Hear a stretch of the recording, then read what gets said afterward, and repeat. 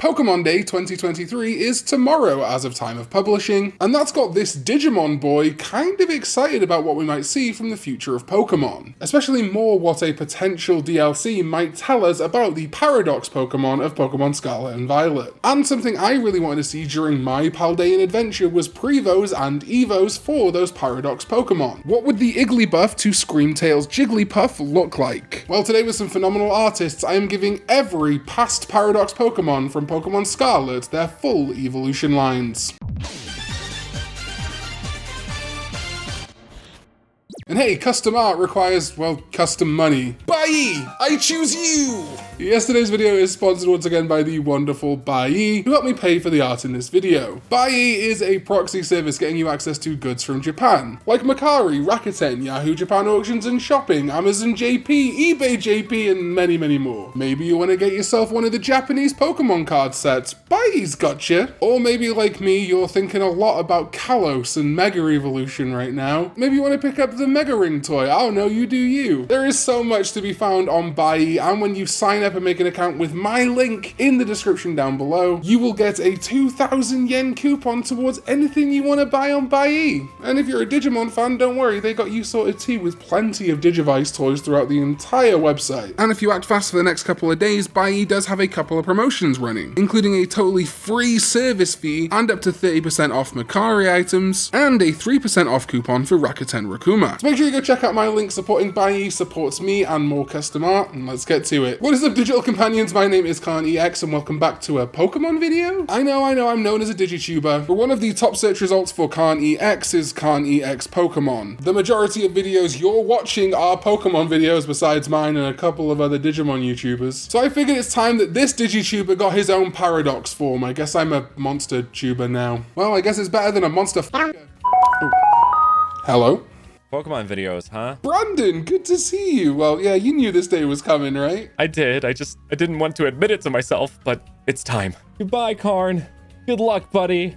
The Digimon community will always remember you. Goodbye, Karn. Goodbye. Hey, thanks. Means a lot, really. I mean, I'm still making Digimon videos too, but anyway. Is this bit over then? Oh, yeah, here's $20 for helping me smooth over the transition.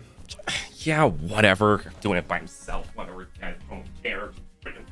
Anyway, we begin with the Scarlet Titan Great Tusk. This past or possibly imagined Donphan of course needs a Prevo, and that is where Capney stepped in to breathe life into Tiny Tusk, a ground fighting type just like Great Tusk. Sightings of this diminutive Pokemon have occurred in recent years. The name Tiny Tusk is of uncertain origin, but is often used to refer to this Pokemon due to its evolution Great Tusk's name being listed in a certain book. With its resemblance to an ancient version of Phampi, you don't want to underestimate this baby bulldozer. But then what about Brute Bonnet? Well, there is a baby among us. Among us? Yes, of course, a Paradox version of Fungus gives us Baby Bonnet drawn by Dry. This grass dark type is of course the pre-evolution of Brute Bonnet, although it's still uncertain whether this is an actual ancient Pokemon or simply the imagination of a dubious magazine's editor. Either way, I'm so happy with the name Baby Bonnet, you know, like a baby's bonnet, but also the common bonnet, a species of mushroom just like Brute Bonnet, aka Amogus. Coming up with the name Baby Bonnet is honestly half the reason I made this video. Alright, Johto love, we'd love to see it. And of course in Sinnoh, Misdreavus got an evolution in Mismagius. Mismagius, your mileage may vary. And for Flutter Mane, we wanted to create a paradoxical witch evolution that can take to the sky, so All Trade created Wicked Mane, a ghost fairy type Pokemon known for its terrifying silhouette. Flocks of Wicked Mane are rumored to take flight when the moon is full, sowing discord and misery among anyone they cross. It does have some similarity to a pterosaur ghost from a paranormal magazine, however it may ultimately be a coincidence. And from Johto we move to Unova to Slither Wing, the past Paradox of Volcarona. A lot of very specifically Unova and Johto love in Scarlet and Violet, huh? I'm sure that don't mean nothing. Pokemon Day could be interesting. Well anyway, Slither Wing evolves from Sleepy Wing, also drawn by Capney. Sleepy Wing's just a little guy, a bug fighting type Pokemon that is generally slow, sleepy, and keen to find a dark place to snooze. But if you disturb it,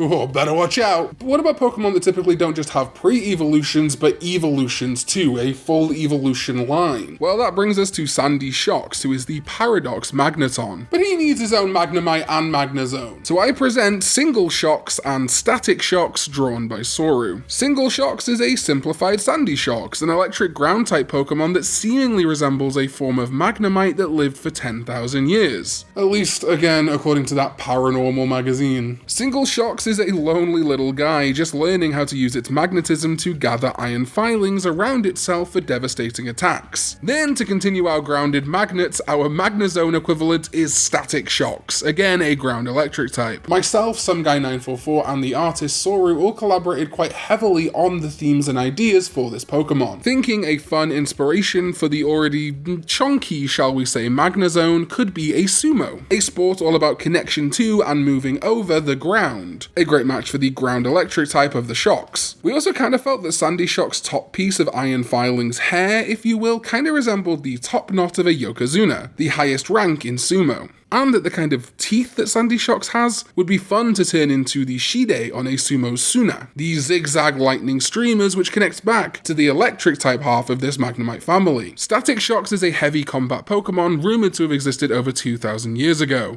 and is fiercely competitive but also a good sport in combat. Then that brings us to Screamtail, who SomeGuy944 took on board to create its Igglybuff equivalent, Tiny Tail. This is a solo type psychic Pokemon, no fairy here like Screamtail. Just finding its voice, but you bet it's getting ready to scream. SomeGuy944 kept the yellow eyes of Screamtail, and I think that to me is where this new psychic energy comes from. I decided not to make Tiny Tail a dual type just because Igglybuff is a very baby Pokemon, but it does still change its type, making it feel like a paradox. And then Screamtail's Wigglytuff equivalent is Tantrum Tail. This paradox Pokemon will scream, yell, and demand attention at its slightest inconvenience. It's a powerful attacker too, with its fairy psychic typing, and is just as good physically as it is at causing mental damage. With the hair focus of Screamtail, it just made sense to me and SomeGuy944 that the natural evolution of that hair would be a Karen haircut.